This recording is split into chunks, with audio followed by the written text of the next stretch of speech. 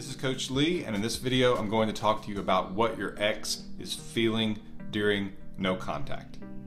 Take a second and click the subscribe button below so that you can be notified when I have more content that's helpful to your situation, to your relationships, to attraction, to mindfulness, and to marriage. So you're probably wondering what your ex is feeling now that you're using the no contact rule.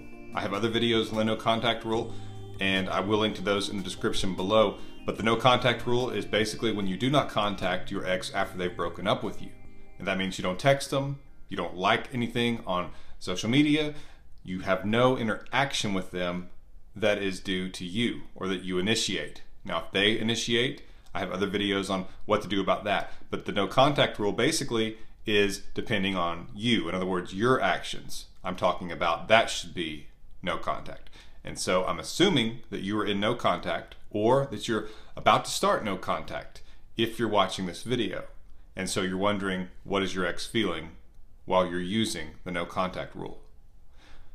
I'm going to talk about that, but I'm also going to talk for a minute about what you're feeling, because that will help you contrast with what your ex is feeling, because you two are feeling most likely very different things, even though you're both likely hurting to a degree.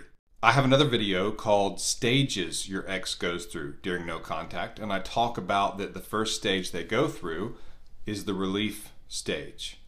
And so that's why I said that you are both likely hurting to a degree, because if your ex is in relief, they are probably not hurting as much as you in that moment, in that stage. And so that's important to know, because it's in that stage when they're in relief that you are usually hurting the most, partly because it's still a very new emotional injury that you were broken up with, but also because you can probably tell that they don't seem to be as hurt as you. Now, they might give a lot of lip service to it and tell you that they're hurting, and they are to a degree in terms of that the relationship didn't work out, and just that that's a difficult thing for anyone to go through. Nobody says, I want to have a relationship that doesn't work or that I don't think works. But in terms of missing you, hurting for you like you are for them, they are not feeling that in the relief period. And like I said, my video is Stages Your Ex Goes Through During No Contact. I also have a video called What Is Your Ex Thinking During No Contact? And those are a couple of videos I would strongly recommend you watch after you've watched this one all the way through. So one very important thing to understand about human interaction and about the human mindset and human motivation is that we are all motivated by control. And at first that may not sound quite right, because you think, well, I'm not motivated by control, I'm motivated by love. And that is true. You love this person who broke up with you, and so you want to get back together with them. But at the same time, what gives you this sense of panic and urgency is that you have lost control, because you can't get this person back or get this person to feel what you want them to feel. It's all dependent on them. And so you feel that you have lost control of the situation, even though you never had control of it to begin with. And so, as I've mentioned in other videos, it's a lot like if you had to deal with a dictator, someone who was ruling a country. And let's say that this dictator has decided that they are going to confiscate your home and your money and your possessions. And this dictator has absolute power because they have this massive military behind them, they have this big government behind them, and they can just take of yours whatever they want. They can make you their slave. And what can you do? You don't have any power or control over the situation. All you can do is beg and hope for the mercy of this dictator. And so I want you to kind of think of this situation in that way. And it will help you actually get out of that mindset. But at the moment, the way that you have given this other person power in this situation, and you certainly didn't decide to, this wasn't a conscious decision that you made, I'm going to make them a dictator. It's actually more of an emotional reaction, because you realize that they are an independent other person and that you can't just remote control them. You can't make them do what you want them to do. You can't choose what you want and then have them do the things they need to do to make that happen.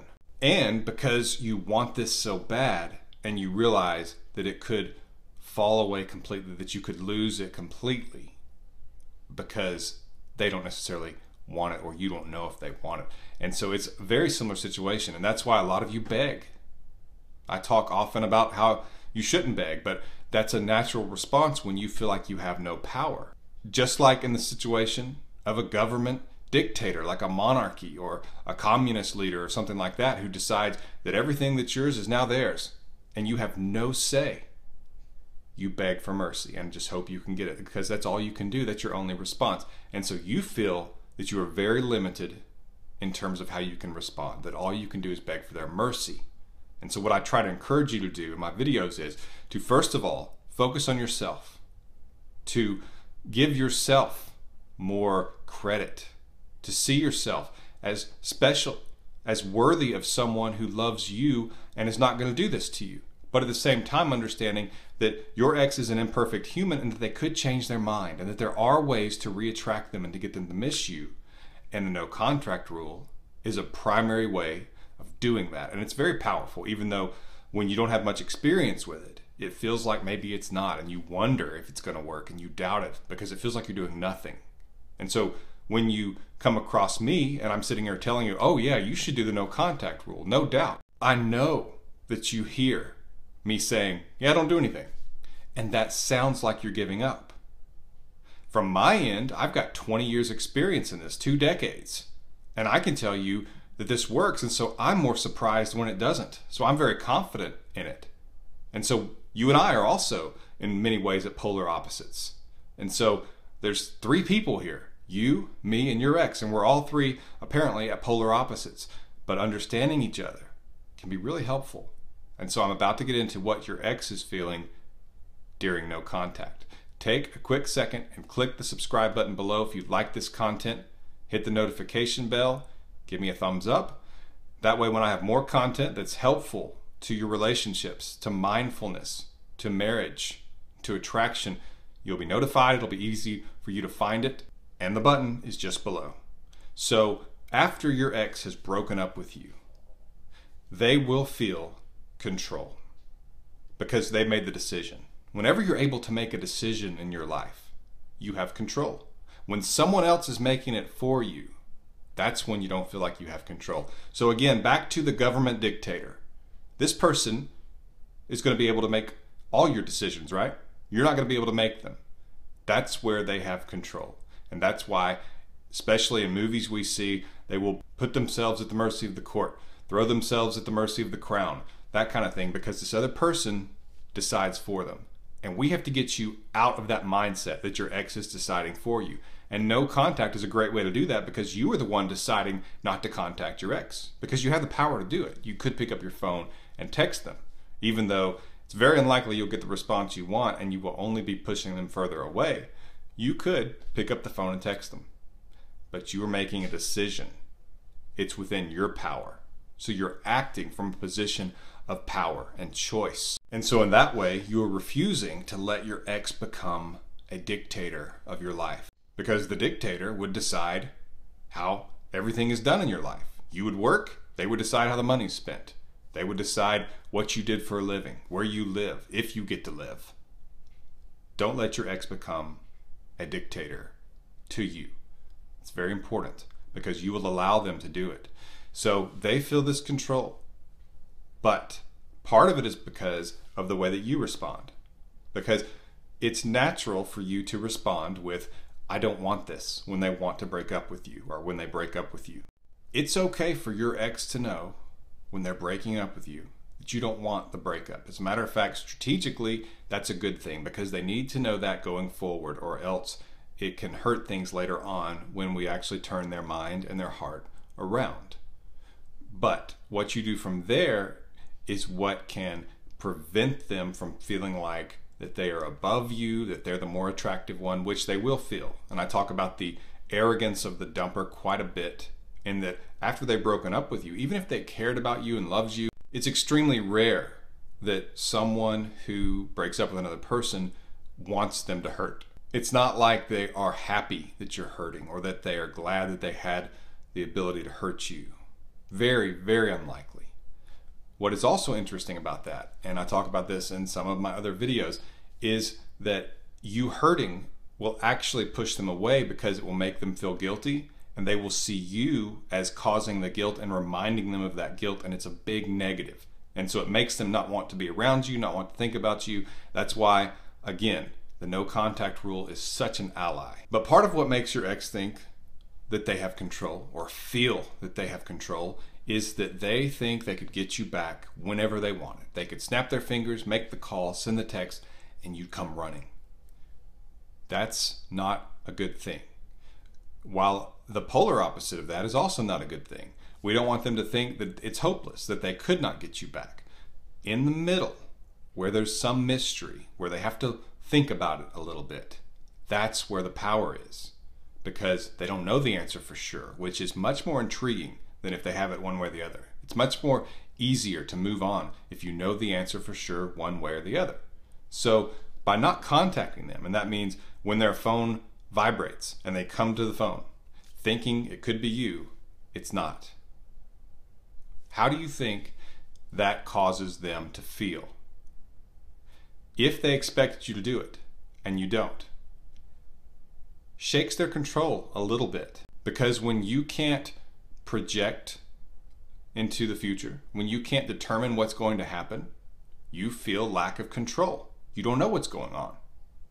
So if your ex thinks that they're not sure about what you're going to do, they thought that you would be chasing them and pursuing, trying to get them back. That's what most exes think, is that you will do some of that.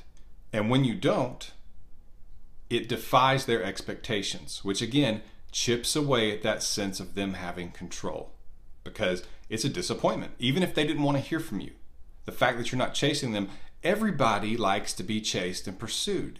It feeds and stokes that ego that we all have to a degree. And once they've broken up with you, they will have a little bit of an ego lift. Not intentionally. They didn't break up with you to get the ego lift, but it happens because they are putting you aside, and so they feel like they are the more attractive one. And so they are up on this high horse a little bit. And by simply not chasing after and begging and pleading, you take them down just a little bit, because they start to wonder why you're not doing that. It can mess with their heads a little bit. And that probably feels good to know that maybe you could mess with their heads a little bit. I'm not going to get as much into that, because really you want to focus on you and build yourself up, make yourself better, allow yourself some time to heal. This is about you right now. And by focusing that way, instead of focusing on them, you do reclaim some of the power and control for yourself, but you also give them the opportunity to miss you. Because as I've said many times, the only way they can miss you is if you aren't there. You aren't contacting them. That's where they can have this place in their heart that's empty. But if you are there and keep pursuing them, you leave them in that relief stage because they keep wanting relief. You contact them, you have this big emotional drawn out talk where they tell you, no, I do still want the breakup, I'm sorry. And then they hang up thinking, okay, now maybe I can move on with my life, which is what they're thinking right now.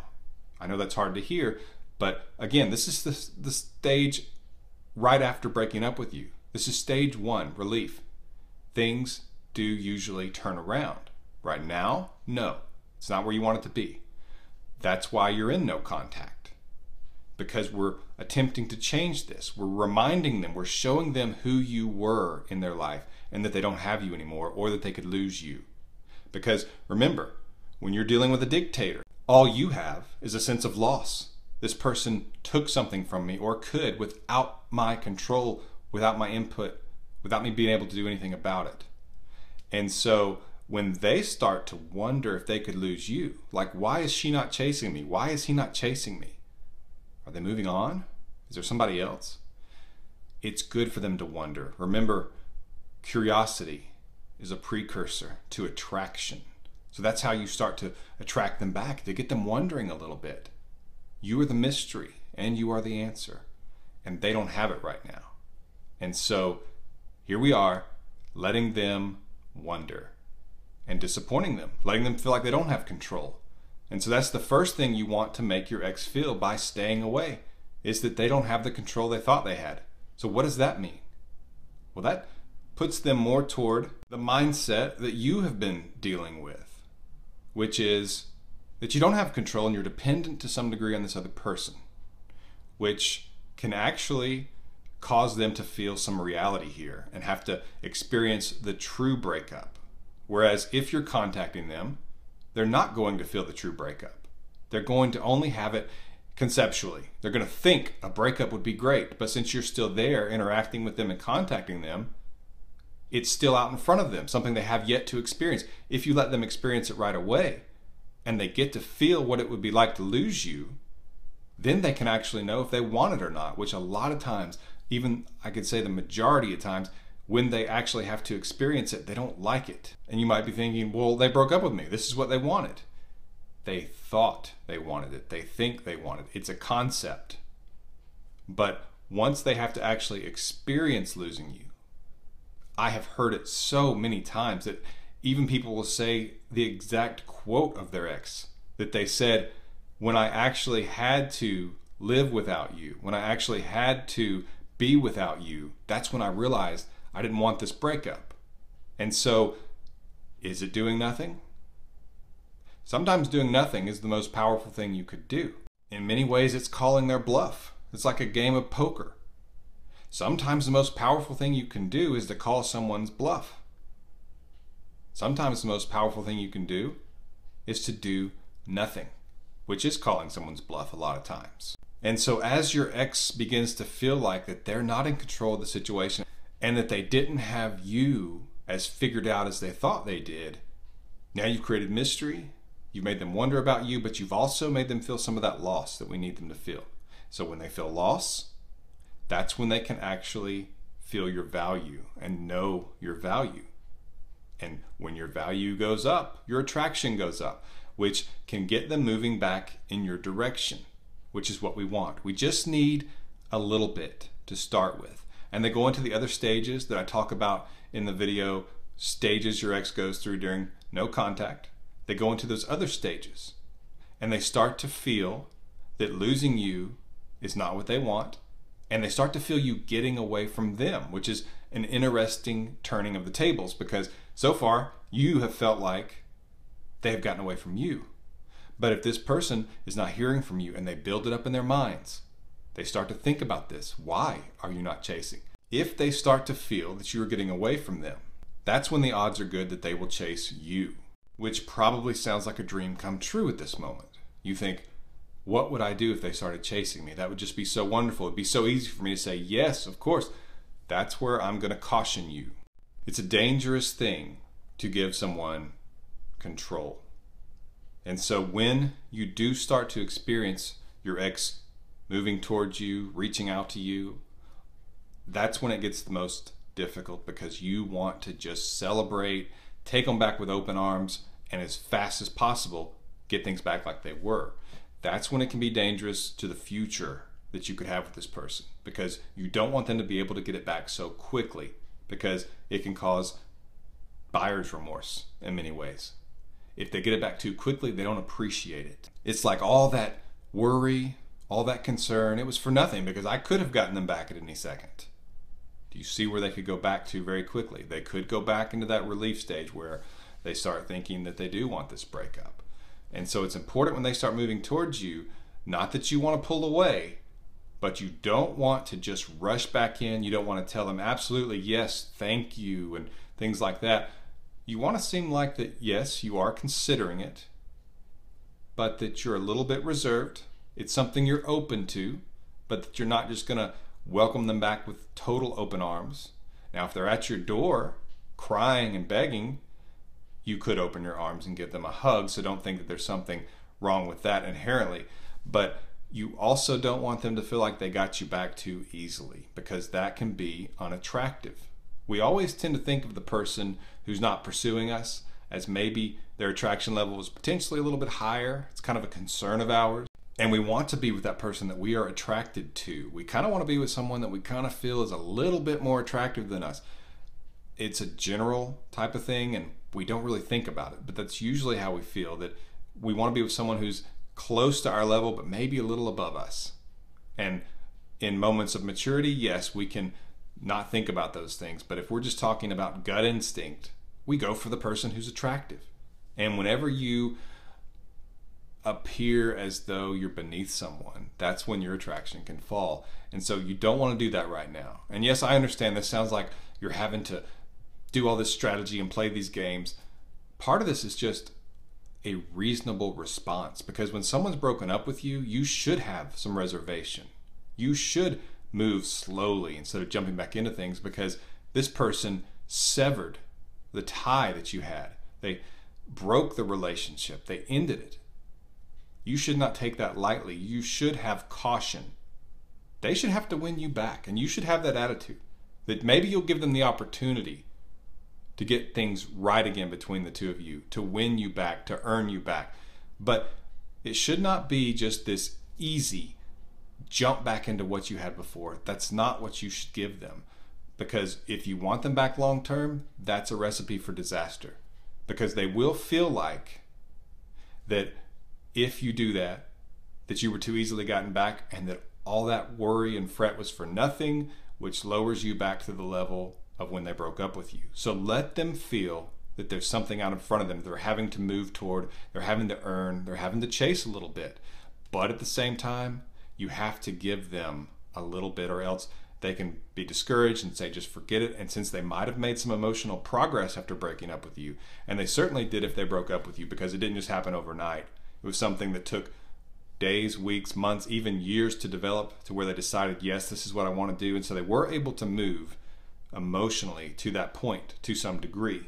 I've linked to my emergency breakup kit in the description below. It's a powerful resource if you have been dumped.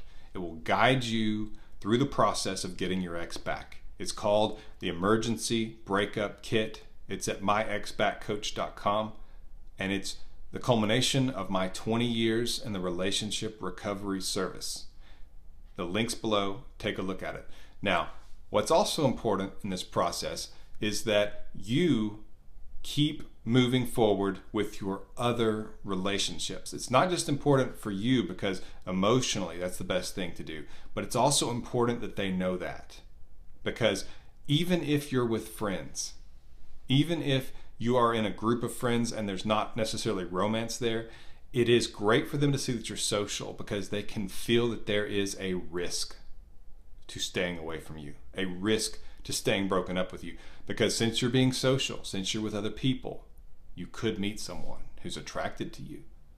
And it can even cause this little circle in their mind where they think, well, of course someone else could be attracted to them because they're an attractive person and they haven't been reaching out to me. So is there someone already? So that's a good thing. Not only for what you want your ex to feel, but for you. And yes, it's okay to post a picture of you on social media in a group of friends.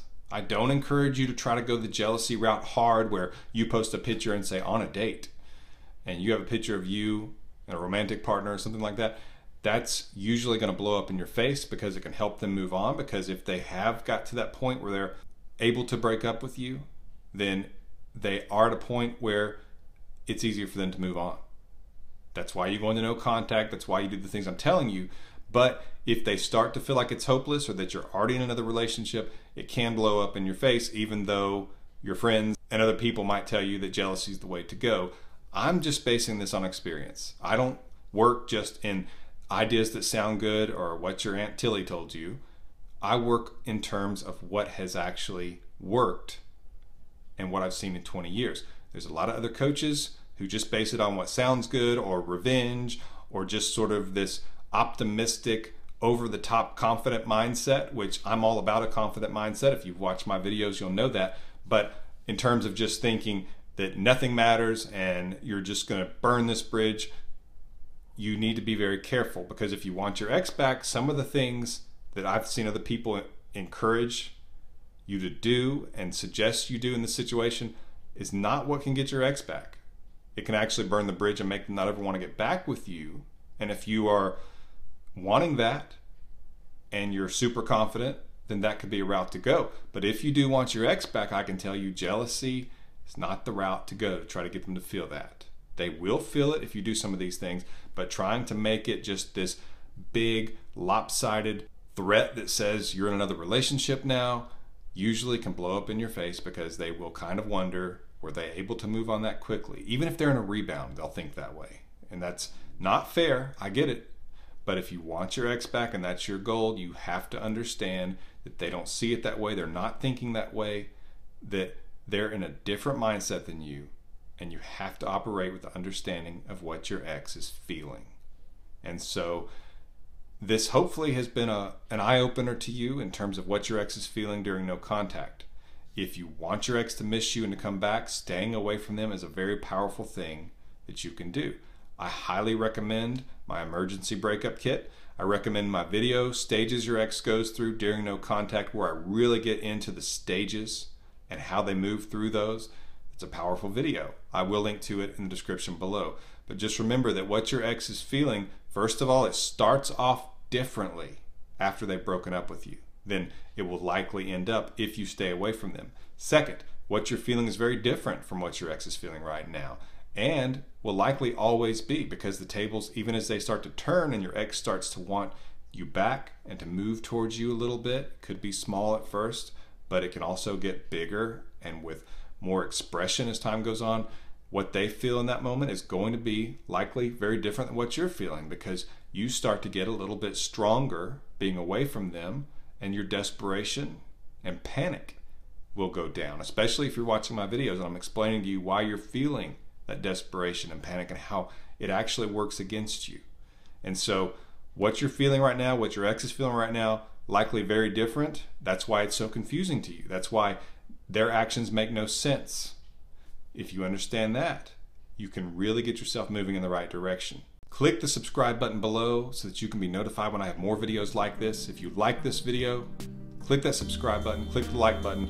You can also leave a comment in the comments section below, and you can ask me a question. I'm able to answer some of those. Thank you for watching. This has been Coach Lee, myexbackcoach.com.